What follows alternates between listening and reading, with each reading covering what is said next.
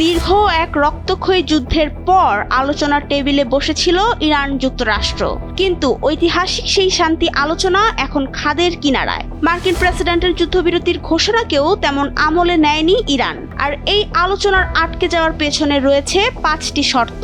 কি এমন শর্ত যার জন্য আটকে আছে তেহরান ওয়াশিংটনের শান্তি আলোচনা? আন্তর্জাতিক গণমাধ্যম জানিয়েছে, যুক্তরাষ্ট্র ইরানকে তাদের পারমাণবিক কর্মসূচি পুরোপুরি এবং স্থায়ীভাবে বন্ধ করার জন্য চাপ দিচ্ছে। তবে তেহরান সাফ জানিয়ে দিয়েছে, এই বিধিনিষেধ কেবল নির্দিষ্ট কয়েক বছরের জন্য হতে পারে, কোনোভাবেই তা স্থায়ী হবে না। অন্যদিকে ইরানের হাতে থাকা 400 কেজি বা 880 পাউন্ড উচ্চমাত্রায় সমৃদ্ধ ইউরেনিয়াম নিয়ে নতুন সংকট তৈরি হয়েছে। মার্কিন প্রেসিডেন্ট ডোনাল্ড ট্রাম্পের দাবি, এই মজুদ পুরোপুরি যুক্তরাষ্ট্রের হেফাজতে রাখতে হবে।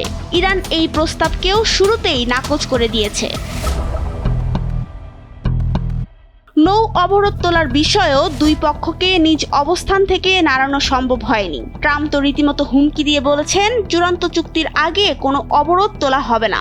ইরানের কথাও এক।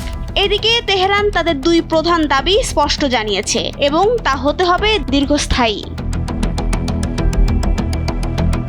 যার একটি, ইরান বিদেশে তাদের আটকে থাকা প্রায় $2000 কোটি অর্থ ফেরত দেওয়ার শর্ত দিয়েছে।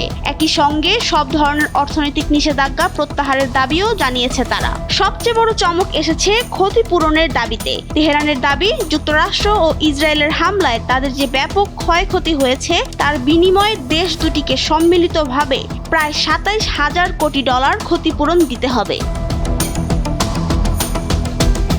কূটনৈতিক বিশ্লেষকদের মতে, এই 5 শর্তের মার পেঁচিয়ে শান্তি আলোচনা এখন কার্যত অচলাবস্থায়। ট্রাম্প প্রশাসনের কঠোর নীতি এবং ইরানের অনমনীয় অবস্থান মধ্যপ্রাচ্যের এই সংকটকে আরও ঘনীভূত করতে পারে।